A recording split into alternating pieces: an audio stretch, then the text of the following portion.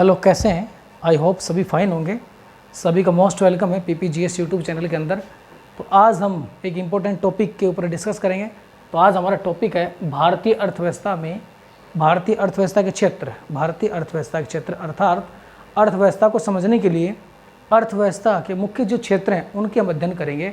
तो भाई भारतीय अर्थव्यवस्था का 3 मुख्य क्षेत्र सी, प्राइमरी सेक्टर, सेकेंडरी सेक्टर और तीसरा है तृतीय क्षेत्र अर्थात प्राथमिक क्षेत्र, द्वितीय क्षेत्र और तृतीय क्षेत्र।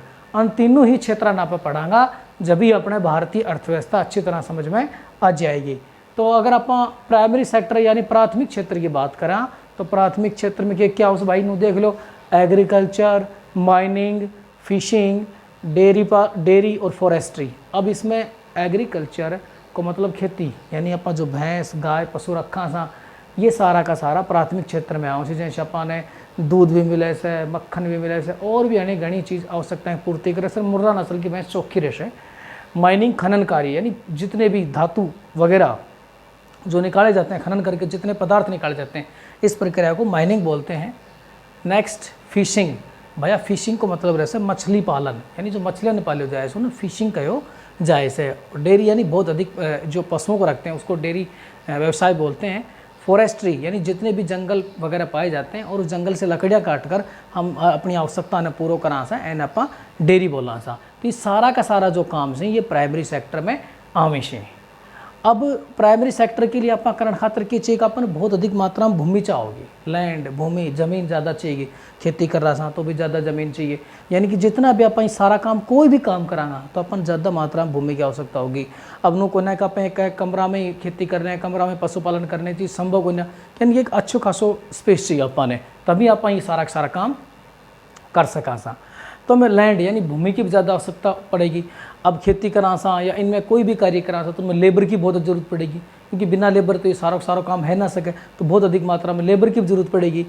और इतना हार्डवर्क करने के बाद, इतनी मेहनत करने के बाद में क्षेत्र से अपन ज़्यादा प्रॉफिट लाभ की प्राप्ति नहीं होती है। सेकंड अपना जो क्षेत्र से है, दूसरा अपना क्षेत्र से द्वितीय क्षेत्र।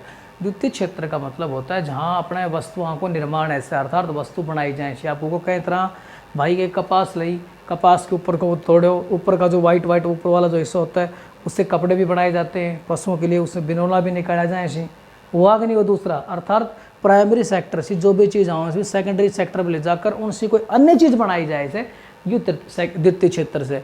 अब गन्नों से खेत में गन्नों पाड़े उनको फिर कारखाना मिलेगा और उसे चीनी बनाई जा रही से, तो ये कौन सा क्षेत्र है?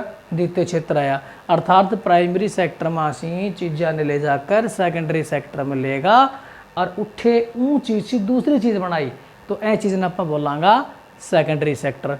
और ये सेकेंडरी सेक्टर चाइना को बड़ो स्ट्रॉन्ग से है भाई, चाइना को स्ट्रॉन्ग से इसी कारण चाइना की अर्थव्यवस्था बहुत डेवलप से। और चाइना की अर्थव्यवस्था अमेरिका ने टक्कर दे रही है और अपना भारतीय बाजार में आजकल दारो दिवस भाई चाइना का सामान को बाईकाट करो, क्योंकि चाइना की अपन कमर तोड़नी है। और चाइना कमर कब टूटेगी?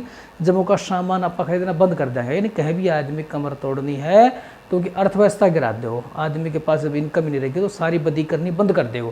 तो चाइना भी सारी बदी का बंद करेगा जब चाइना की आप आर्थिक रूप से कमर तोड़ांगा। और आर्थिक रूप से कमर कब तोड़ांगा? जब आप उनको सामान लेना बंद करांगा। अभी बहुत सारा ऐप तो अपन बैन कर ही दिया, सामान को भी आप बहिष्कार कर दो, चाइना का इलाज बहुत चौखा हो जाएगा। तो ये हो गया है, ठीक है भाई। तो चाइना है मामला में ज़्यादा स्ट्रॉन्ग से, इसलिए उनकी इकोनॉमी की ज़्यादा। तीसरा क्षेत्र हम बोलते हैं टेरेस्ट्री क्षेत्र यानी तृतीय क्षेत्र।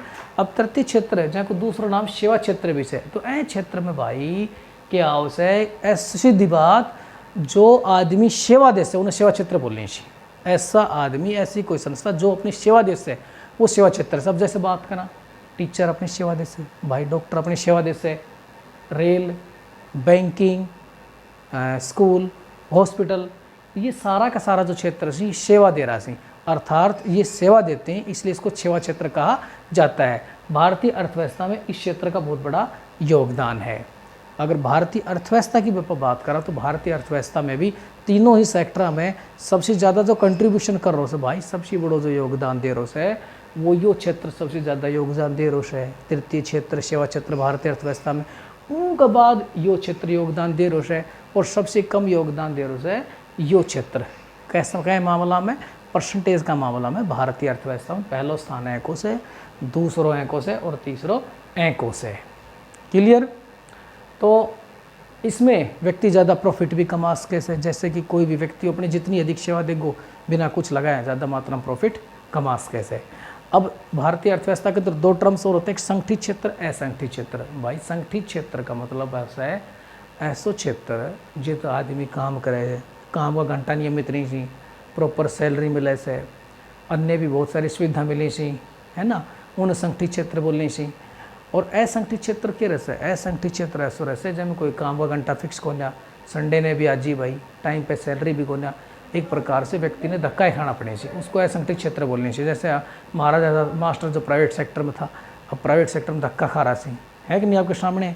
तो संगठित क्षेत्र वो होता है जिसमें व्यक्ति को प्रॉपर रूप से समय का घंटा फिक्स हो, टाइम पे सैलरी मिलती हो, अन्य सुविधाएं मिलती हो। असंगठित क्षेत्र जब ना कोई टाइम पे सैलरी, संडे ने भी आना पड़े, ना कोई प्रॉपर काम का घंटा, ना समय पे सैलरी, तो सबसे जो बढ़िया क्षेत्र से वो है संगठित क्षेत्र। इसलिए मेहनत करो और कम से कम गवर्नमेंट जॉब लो, तो सबसे बेस्ट अपना बढ़िया क्षेत्र से संगठित क्षेत्र।